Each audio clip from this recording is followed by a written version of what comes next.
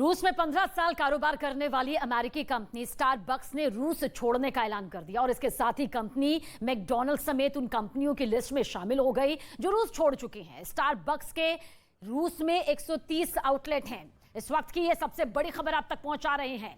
Starbucks ने भी रूस से कारोबार अपना समेट लिया है। देखिए, रूस को आर्थिक मोर्चे पर नुकसान किस तरह से पहुंच रहा है, उससे जुड़ी यह खबर ये जरूर अहम हो जाती है, जहां पर करीब 35 कंपनियों ने अपना कारोबार समेट लिया है रूस से। 35 कंपनियों ने रूस से अपना कारोबार जिस तरह से समेट लिया है, बंद कर लिया है, रूस से कंपनियों का जो ये पलायन जारी हो रहा है, उसी को लेकर कहा जा सकता है कि रूस को आर्थिक मोर्चे पर नुकसान पहुंचाने की यह बड़ी कोशिश।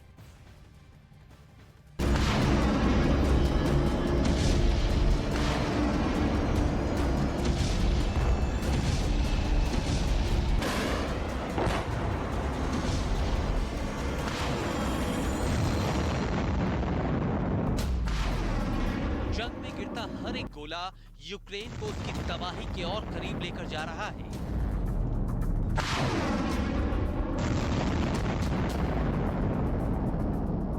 तीन महीने की महाजंग में यूक्रेन के बाजार खंडहर में तब्दील हो गए। मिसाइल के हमलों ने कारखानों को तबाह कर दिया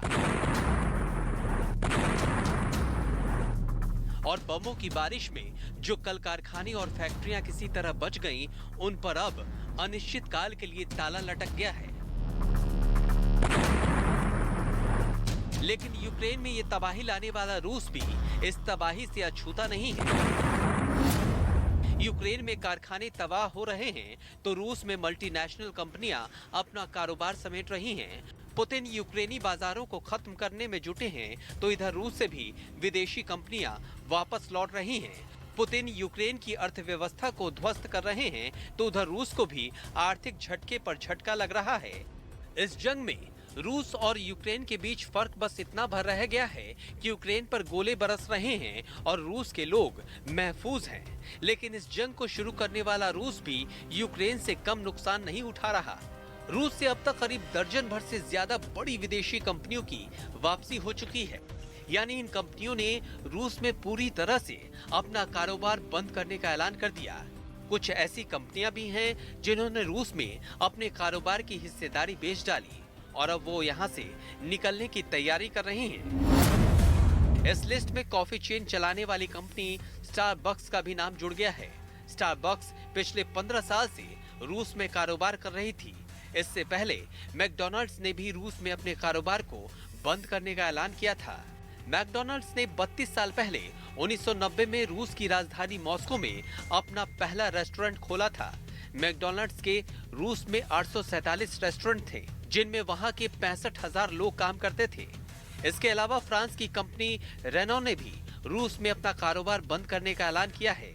रूसी कार निर्माता कंपनी में रेनो की 68% हिस्सेदारी थी, जिसे उसने बेचने का ऐलान कर दिया। विदेशी कंपनियों के रूस छोड़ने पर पुतिन की पहली प्रतिक्रिया सामने आई है। पुतिन ने कहा, ऊपर वाले का शुक्र है कि कुछ विदेशी कंपनियां रूस छोड़ गईं। इससे घरेलू कारोबार को उनकी जगह लेने में मदद मिलेगी। पुतिन की प्रतिक्रिया अपनी जगह है, लेकिन पुतिन भी ये बात अच्छी तरह जानते हैं कि विदेशी कंपनियों का देश छोड़कर जाना कम से कम कारोबार के लिहाज से रूस के लिए कहीं से भी अच्छा संकेत नहीं है।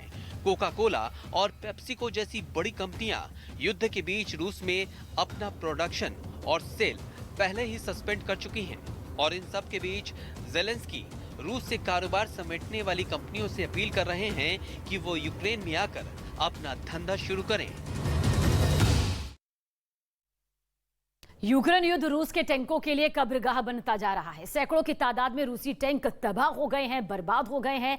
हालात यह है कि अब रूसी सेना को सोवियत संघ के वक्त के टैंक युद्ध के मैदान में उतारने पड़े। मारियोपोल में रूस का करीब 50 साल पुराना T-62 टैंक दिखाई दिया है। तो देखिए किस तरह से युद्ध पर यूक्रेन का बड़ा दावा भी यहां पर सामने आ रहा है। रूसी टैंकों का काल इसलिए कहा जा रहा है क्योंकि रूस के 1300 से ज्यादा टैंक यूक्रेनी सेना की तरफ से तबाह कर दिए गए हैं और रूस ने पुराने टैंक भी यहां निकाले हैं।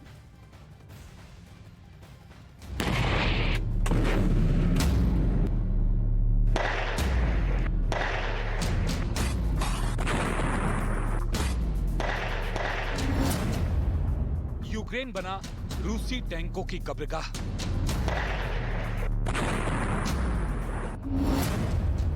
जेवलिन मिसाइलों ने रूसी टैंकों के छक्के छुड़ा दिए। रूस के आधुनिक टैंक जिंदा ताबूत बन गए। यूक्रेन में जेवलिन मिसाइलों ने ऐसे सटीक निशाने साधे कि रूसी सेना टैंक छोड़कर भाग खड़ी हुई। कई किलोमीटर दूर से छोड़ी गई मिसाइलों ने चुन चुन कर हमला किया।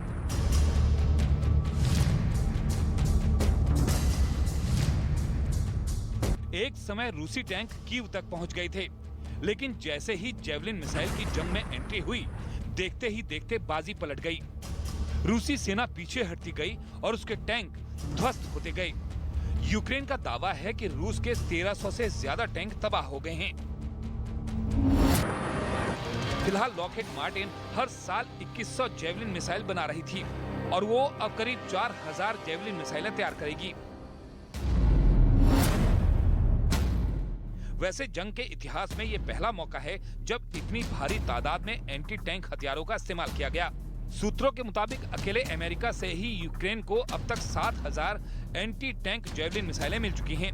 कहा तो ये भी जा रहा है कि जंग में शामिल हर एक सैनिक एक एंटी टैंक हथियार से लैस है।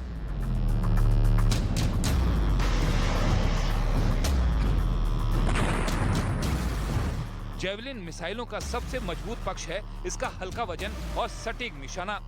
यही नहीं, ये दुनिया के किसी भी मजबूत और आधुनिक टैंक को तबाह कर सकते हैं, जबकि एक समय यही टैंक जीत की गारंटी माने जाते थे। भारत की बड़ी financial subscription service money control pro special offer के साथ अपनी तीसरी वर्षगांठ मना रही है। रोजाना सिर्फ ₹1 में मनी कंट्रोल प्रो सब्सक्राइब करें और ₹1 लाख से ज्यादा के ऑफर पाएं।